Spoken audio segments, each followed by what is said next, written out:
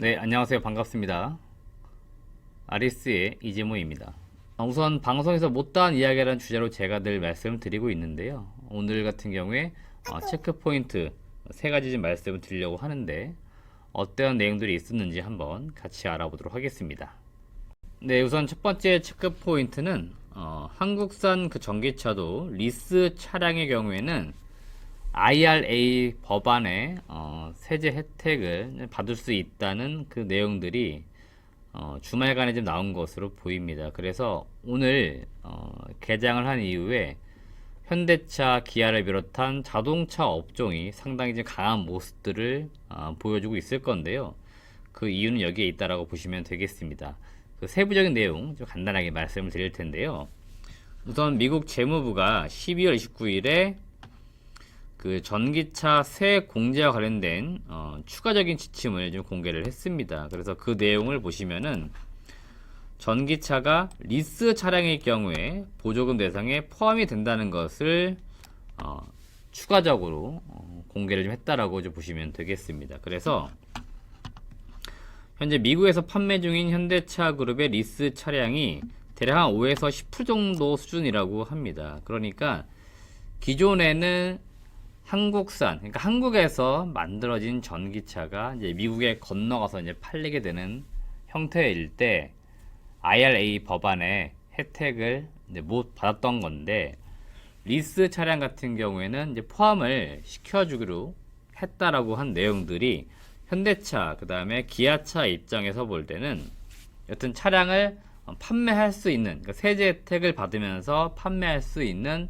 하나의 어떤 루트, 창구를 좀 열어줬다, 이렇게 해석을 하시면 딱 맞을 것 같아요. 그래서 우선 현대차 입장에서는 가장 최악은 세제 혜택을 못 받는 거였는데 여튼 이 리스 프로그램을 통해 가지고 판매할 수 있도록 열어줬다는 거고 기회를 좀 제공해 줬다는 것들은 현대차, 기아는 이쪽으로 이제 차량 판매를 많이 유도를 하겠죠. 그래서 일단 그런 차원에서 자동차 업종 전반에 긍정적으로 지금 작용을 하고 있다라고 보시면 되겠고, 현대차는 다 아시겠지만 올해 아이오닉 6 모델 그리고 기아 같은 경우에 EV9 모델이 미국 쪽에서 이제 처음으로 자동차 출시가 예정이 되어 있습니다. 전기차가. 그래서 이런 쪽에서 다른 경쟁 업체, 특히 이제 미국의 업체들 같은 경우에는 보조금 혜택을 많이 받아왔었는데 우리 같은 경우에 못 받게 되면은 가격적으로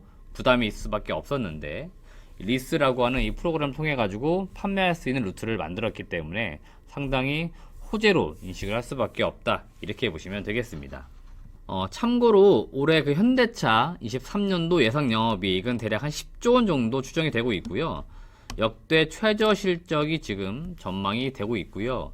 기아 같은 경우에 제가 기재하지 않았지만 대략 연간으로 볼 때 한 6.9조 원 정도의 영업이익이 지금 예상이 되고 있습니다. 그래서 업황 자체, 그러니까 뭐 경기 침체 그리고 뭐 고금리 뭐 이런 것들 때문에 자동차 판매가 좀 어렵다, 이런 이야기 지금 많이 나오고 있는데요. 그리고 최근에도 우리나라 같은 경우에도 차량 할부를 하려고 했더니 금리가 너무 비싸져 가지고 차량 판매, 차량을 구매하려고 했던 사람들이 다시 연기를 한다든지 리스로 가는 형태가 지금 많아요. 렌탈이나. 그래서 이런 쪽으로 가려고 하는 상황들이 많은데 과연 현대차가 미국 시장에서 얼마나 자동차, 특히 전기차 쪽에서 판매를 잘 할 수 있을지 한번 우리가 지켜봐야 될 것 같고요. 앞서 말씀드린 것처럼 최악은 일단 피했다, 이렇게 보시면서 IRA 법안의 추가적인 지침들이 향후에 또 나올 텐데 어떻게 좀 변화가 되는지 이런 것들 한 번씩 잘 살펴보시길 바라겠습니다.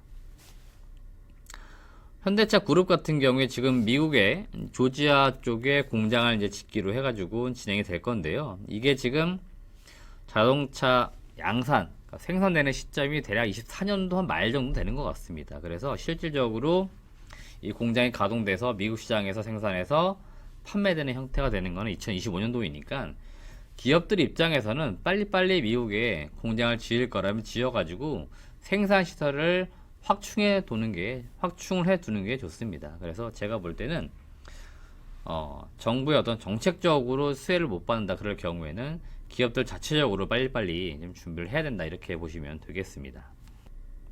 첫 번째 체크포인트는 현대차 리스 차량의 경우에 리스 차량이 두 번째 체크 포인트는 이제 반도체와 관련된 이슈라고 보시면 되겠는데요. 그 12월 30일자로 해서 디램 익스체인지에 따르면은 PC용 디램의 가격의 경우에는 대략 한 2.21달러 정도, 그리고 낸드 가격도 12월 평균 고정 거래 가격이 대략 한 4.41달러를 기록을 하고 있습니다. 그래서 월간으로 보시면은 10월, 11월, 12월까지 해서 3개월 정도 보니까 가격이 거의 고정이 되어 있습니다. 그래서 지금 가격 자체가 큰 지금 변동이 없는 그런 모습을 보여주고 있고요.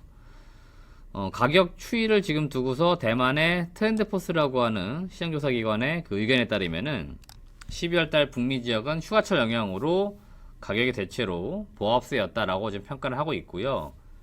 그러니까 향후라고 하면은 22년도 4분기 기점으로 해서 23년도 1분기가 되었을 때 여기 보시면 가격이 대략 한 15에서 20% 정도 하락할 것으로 전망이 되고 있습니다. 그래서 여전히 지금 반도체 디램이나 낸드가 많이 내려온 상태에서 약간 몇 개월간 행보를 했지만 추가적으로 더 빠질 수 있다, 이렇게 전망이 되고 있는 거기 때문에 반도체 업황 자체는 아직까지는 바닥은 아니다, 이렇게 봐야겠죠. 그래서 그런 것들에 대한 이야기가 나오고 있고요.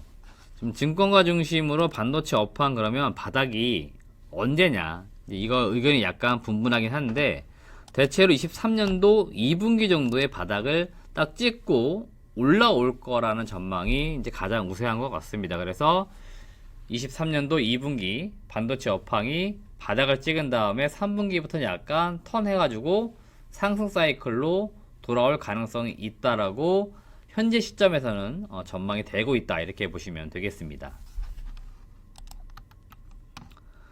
우리가 주식 투자 입장에서는 결국 이제 주가는 좀 미리 선 반영을 하기 때문에 반도체 업황에 지금 투자를 하려고 하시는 분들이 있다, 그럴 경우에는 제가 보는 관점에서는 제가 지난 10월 11월에도 많이 말씀드렸는데요, 23년도 한 1분기 정도가 반도체 업황을 투자하기에는 좋은 시기가 될 것이다, 그런 말씀을 많이 드렸고요.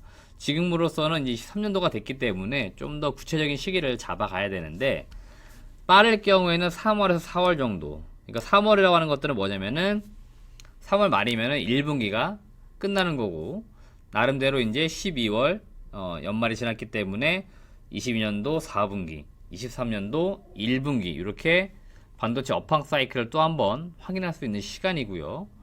최종적으로는 무언가 실적 같은 것들 다 확인하고서, 그러니까 반도체의 모든 업종들의 실적을 확인한 5월 중순 이후 요때부터는 주가가 반등을 좀 하지 않을까 개인적으로는 보고 있습니다. 요거는 앞서 말씀드렸지만 반도체 업황이 올해 3분기 정도에 반등한다, 요 전제하에 그러면 주가는 저점이 대략 23년도 1분기라는 가정이 서는 거기 때문에 요 시기적인 부분을 잘 조율하셔가지고 반도체에 관련된 기업들 투자 시기를 좀 잡아보시길 바라겠습니다.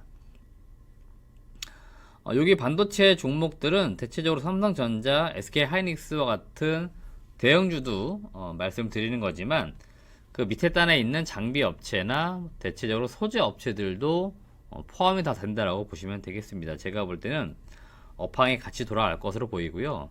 반도체는 이제 사이클이 좀 짧아지긴 하고 있어요. 그래서 개별 기업별로는 상황이 좀 다른 기업들도 일부는 있습니다. 지금 계획상 보시면은 올해부터 공장 가동률이 증가하거나 또는 신규 공장이 가동을 하면서 매출이익이 크게 증가되는 기업들도 개별 기업단에 있습니다. 그러니까 그런 기업들은 여러분들이 또는 제가 많이 또 방송에서 언급해 드렸기 때문에 그런 기업들을 찾아가지고 잘 투자를 해 보시길 바라겠고, 전체적인 업황 자체는 이렇게 사이클이 움직이고 있다, 이런 것들 한 번 정도 체크를 좀 하시면 좋겠습니다.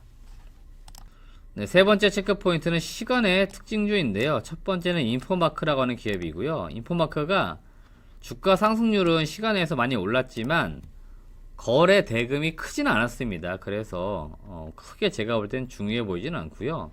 지난 12월 20일부터 해서 3자 배정 유상증자 요 공시 이후에 주가가 계속해서 상승으로 또는 차익 실현 나오는 이런 상승 변동성을 보이고 있습니다. 그래서 이제 그런 흐름 속에서 좀 주가가 움직였다라고 보시면 되겠고, 재무 상태가 지금 썩 좋지가 않아요. 그러니까 유상증자를 하겠죠. 그래서 제가 볼 때는 크게 관심을 두지는 않는 것이 좋겠다는 의견을 좀 드리고 싶습니다.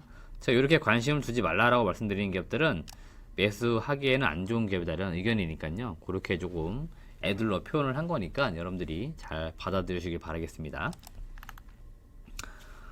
두 번째는 이게 지금 쉽사리 꺾이는 테마 이슈는 아닌 것 같습니다. 요 제일파마홀딩스를 비롯해서 여기 보시면 경남제약도 마찬가지고요. 중소기업단에 있는 뭐 경동제약, 경보제약, 우리나라 전통적인 제약사들, 감기약 파는 업체들 주가 변동성이 12월 중순부터 계속해서 움직이고 있는데, 지금 중국 쪽 지금 코로나가 폭발을 하고 있습니다. 그래서 우리나라에서도 지금 코로나, 그 다음에 뭐 독감, 그다음에 기타 호흡기 증후군들 해가지고 뭐 지금 난립니다. 그래서 이 감기약 판매 현상이 지금 엄청납니다. 그래서 이 많이 팔리다 보니까, 또는 사재기 현상까지 나오고 있다 보니까 지금 정부에서는 판매 수량을 인당 뭐 몇 개, 뭐 이런 식으로 제한을 좀 하겠죠. 뭐 그런 식으로 지금 제한을 좀 하려고 하고 있습니다.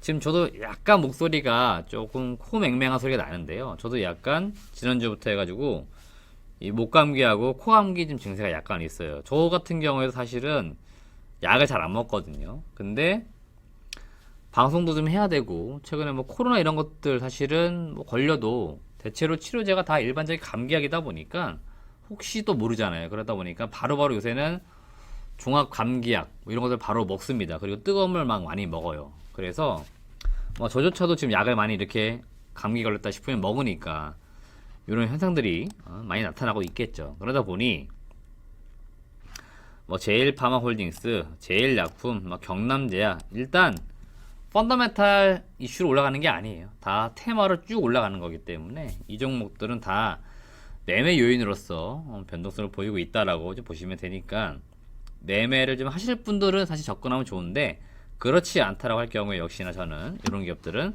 늘 권해드리지 않으니까 잘 받아들여 주길 바라겠습니다. 세 번째 특이 종목은 SAMG 엔터인데요. 시간에서 한 5.1 정도 올랐습니다. 신규 상장한 기업이고요. 상장하고 나서 공모가 대비 지금 가격이 유지가 되고 있습니다. 그래서 여기에서 계속해서 올랐다가 내려갔다는 흐름이 반복이 되고 있습니다. 그래서 당분간 제가 볼 때는 많이 오른 기업들은 차익 실현이 나오려고 할 거고요. 그리고 좀 빠졌다 싶으면 다시 매수가 들어오고, 이렇게 변동성을 보일 겁니다. 그래서 그런 특징이 좀 있었다라고 보시면 되겠습니다. 네, 오늘 추천주는 제가 그 IT 보안 쪽에서 슈프리마라고 하는 기업 목표 주가 대략 3만원 제시해 드렸는데, 동사는 제가 9월 달에 기업 탐방을 직접 다녀왔습니다. 그래서 그 탐방 보고서를 저희가 올려드렸으니까 그런 보고서를 좀 더 참고하셔가지고 읽어보시면 좋을 것 같고요. 지금 올해 실적이 최대 실적이 예상이 되고 있는데 주가가 바닥을 찍고 있습니다. 제가 이런 기업들 역사적으로 많이 봤는데, 역대 최대 실적이 예고가 되어 있는데 주가가 바닥이다, 그런 기업들이 대부분 다 언젠가 턴에서 올라갑니다. 실주가 따라 올라간다는 거예요. 그래서 이런 기업들은 지금 꾸준히 우리가 봐놔야 됩니다. 올해 실적은 좋아진다는데 주가가 바닥을 치고 있다. 이런 기업들이 어느 순간 쭉 올라가는 거죠. 그때 가서 사면 좀 늦어요. 바닥일 때 여유 있게 사놓은 다음에 기다리자, 저는 이런 말씀을 늘 드리는 거니까, 이런 투자 스타일이 맞다 그러신 분들은 슈프리마도 한 번씩 공부해 보시면 좋다는 의견을 마지막으로 드리도록 하겠습니다. 네, 이상으로 2023년도 1월 2일 첫 개장일 방송에서 못다한 이야기 제가 추가적으로 말씀드렸으니까요, 투자에 참고하시길 바라겠습니다. 여튼 올해 새해 복 많이 받으시고 여러분들 계좌가 좀 더 풍성한 그런 날들이 되도록 저 역시 열심히 노력해가지고 여러분들에게 알짜 정보들 많이 전달토록 하겠습니다. 항상 건강관리 잘 하시고 올해는 정말 복이 많은 그런 해가 됐으면 좋겠습니다. 시청해주신 여러분 고맙습니다.